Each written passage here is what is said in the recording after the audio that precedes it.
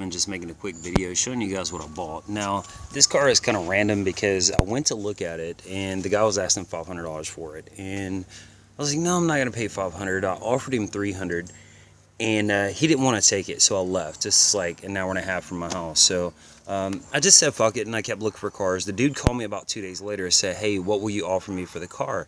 Now, the car had a broke timing belt, and the guy didn't know until I got out there and I checked it, and I told him, hey, your timing belt's broke. It's a Honda Civic.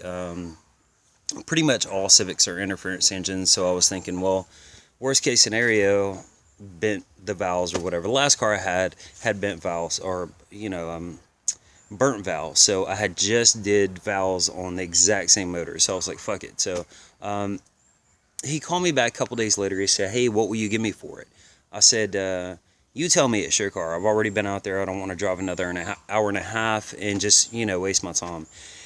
He was like, well, give me $200 for it. And I was like, and we was texting. We wasn't talking. And I was like, well, I'll give you $150 for it.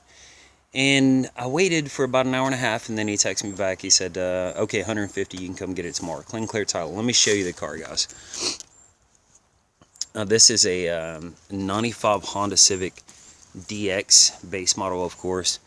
I had to do, if you see right there on the fender, I had to do a little body work on it on this one also.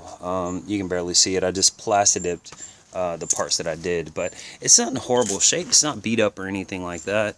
It's got no real dents. The motor was changed. And the funny thing is, it is an interference engine, and the guy said his son was driving it, and he was on the freeway going about 60 miles an hour when the timing belt broke. So, of course, in my head, I'm thinking, wow, fuck. It's definitely going to need valves because the interference engine.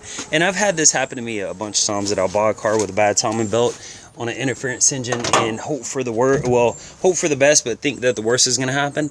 And as you can see here, timing belt's brand new. It took me literally an hour to do the timing belt on it. But I put the timing belt on it, put it back in time, started up, ran perfect. I mean, this car has no kind of mechanical issues. It has current emissions. I did change the distributor O-ring because it was leaking. Also changed the front main seal while I was in there. But this thing runs incredible. Let me start it up for you.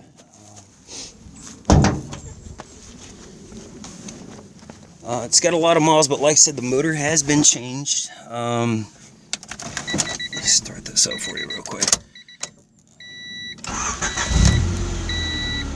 Oh, there's no RPM gauge, fuck. So, anyway, interior is not in horrible shape. I mean, a $150 car. The timing belt itself cost $32. And that's pretty much all I put on it. The distributor O-ring, I actually had an old distributor laying around, so that didn't cost me anything. But this thing cranks, runs, idles, shifts, no pop-outs.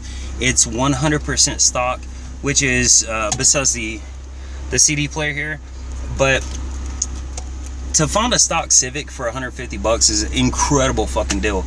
Like I said, I'm 50, 60, 70, 80, I'm $180 into it.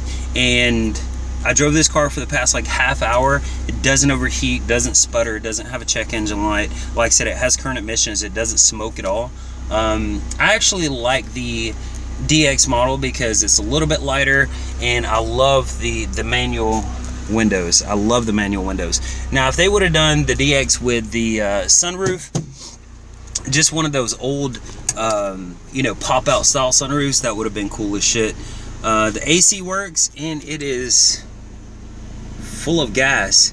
So, for $180, what can you really expect from a car? I'm just glad I didn't have to take the head off and change the valves and stuff like that. And that goes to show you, no matter what you see on the internet, or no matter what anybody tells you, because if you look up broke timing belt on Honda Civic, if you go through the forums, mostly everybody will say, yeah, your motor is trash, you're gonna have to rebuild your head. That's the reason, it's best to just get into it yourself. A car this cheap, especially being this clean, for $150, there's no way I could have lost money. But you go into it thinking, well, okay, worst case scenario, what is it gonna cost me to change the the valves and stuff on it. I mean, you're talking about, you put a timing belt on, which is $30. You worst case scenario, your valves are bent. You take the head gasket, which is, you know, another $30, and then you go to pull apart and get some valves, which I had some valves laying around. The last time I went to pull apart, I actually got some extras just to have.